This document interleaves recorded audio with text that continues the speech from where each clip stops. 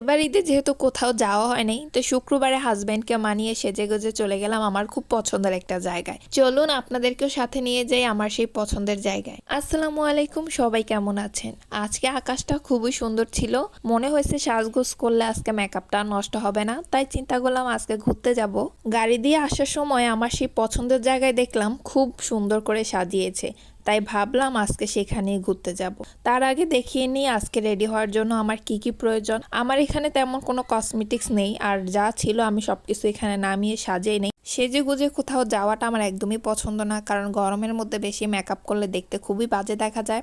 আমি সবসময় সিম্পল থাকতে বেশি পছন্দ করি, কিন্তু আমার হাজব্যান্ডের কাছে সাজগোজ করে থাকলে খুবই পছন্দ করে। শুধু আমার হাজব্যান্ড না, বাংলাদেশের অধিকাংশ মেয়ের হাজব্যান্ডই চায় নিজের স্ত্রী যেন সেজে গুজে সবসময় পরিপাটি হয়ে থাকে, যেটা আমরা মেয়েরা একদমই করি না। রেডি হওয়ার জন্য নিয়ে নিলাম আমার ঈদের ড্রেস, হিজাব যেটা আমার মোস্ট ইম্পর্টেন্ট দরকার, তার সাথে ম্যাচিং লিপস্টিক, আমার বেবি ক্রিম এবং মেয়েদের সব থেকে পছন্দের আইলাইনার, যেটা একদম যে নাও সাজে তার জন্য এটা ইম্পর্টেন্ট। সেজে গুজে রেডি হয়ে বের হয়ে গেলাম। এখন হচ্ছে গাড়িতে ওঠার পালা। আমার হাজব্যান্ড এদিকে গাড়ি রেডি করে ফেলেছে, জাস্ট এখন গাড়িতে উঠবো।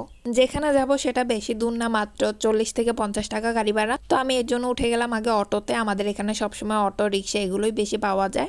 আমাদের এখানে নর্মালি অটো ব্যবহার করা হয়, রিক্সা ব্যবহার করা হয় কাছে জায়গা যাওয়ার জন্য। তো আমি এখানে রেডি হয়ে উঠে গেলাম অটোতে। গ্রামের এই অটোগুলোকে আপনারা অটো না বলে চাইলে কিন্তু বিমান বলতে পারেন, কারণ এরা যখন গাড়ি চালায় তখন মনে হয় হুঁশ থাকে না, বিমান চালাচ্ছে এরকম গতিতে গাড়ি চালায়। এইদিকে আমার মেয়ে গাড়িতে উঠলে এত বেশি খুশি হয়, জাস্ট ওর মুখের দিকে তাকান কত খুশি। বাবার দিকে তাকিয়েও একটা হাসি দিয়ে ফেলছে।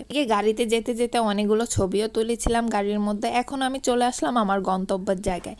এই যে এটা হচ্ছে আমার সব থেকে পছন্দের জায়গায়। গাড়ি থেকে নেমে এখন আমাকে চলে যেতে হবে রাস্তার ওই পারে, এবং অবশ্যই রাস্তা পারাপার হওয়ার সময় আপনাকে রাস্তার দুই দিকে খেয়াল রাখতে হবে যেন গাড়ি না আসে। এই যে এখানে চলে আসলাম আমার সব থেকে পছন্দের জায়গা, এটা হচ্ছে গার্ডেন। আমি গত বছর যখন এখানে আসছিলাম তখন এই গাছগুলো অনেক ছোট ছোট ছিল, এখন দেখতেছি মাশাআল্লাহ অনেক বড় হয়ে গেছে।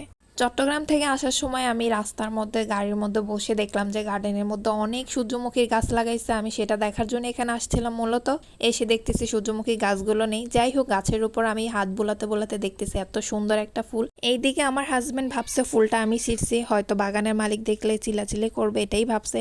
এইদিকে ক্যামেরার দায়িত্ব হাজবেন্ডের হাতে দিয়ে আমি সবকিছু ঘুরে ঘুরে দেখছিলাম যে কি কি ফুল গাছ উঠছে বাগানের ভিতর। কিন্তু এগুলো দেখতে বেশি ভালো লাগে, অনেক ফুল গাছ ছিল, অনেক ভ্যারাইটির। একটু দূর গিয়ে দেখলাম যে এখানে এত সুন্দর সুন্দর মরিচ গাছ। হাজবেন্ডকে ডেকে বললাম যে এখানে আসো, এসে একটু ভিডিও করো, আপনাদেরকেও দেখাচ্ছি। এখন হয়তো আপনাদের একটা ভিডিওর মধ্যে বাগানের সবকিছু দেখানো সম্ভব না, তাই আপনাদেরকে সংক্ষেপে একটু একটু করে দেখিয়ে দিচ্ছি। এদিকে মরিচ গাছগুলো জাস্ট দেখেন, এখানে এত ধরনের মরিচ গাছ, এর আগে এত ধরনের মরিচ গাছ আমি দেখিনি। আমি অনেকগুলো গাছ এনেছিলাম গত বছর, কিন্তু একটাও আমার টিকেনি, তাই এবছর আর কোনো গাছ আনি নেই। ভাবলাম যে পরবর্তীতে যদি ভালো লাগে তখন গিয়ে আনবোই। আজকে যেহেতু ঘুরতে গিয়েছি, শুধু দেখে ভিডিও করে চলে আসছি। আজকে এই পর্যন্ত ভিডিওটা আর বড় করলাম না। সবাই ভালো থাকবেন, আল্লাহ হাফেজ, এবং সবাইকে অসংখ্য ধন্যবাদ পাশে থাকার জন্য।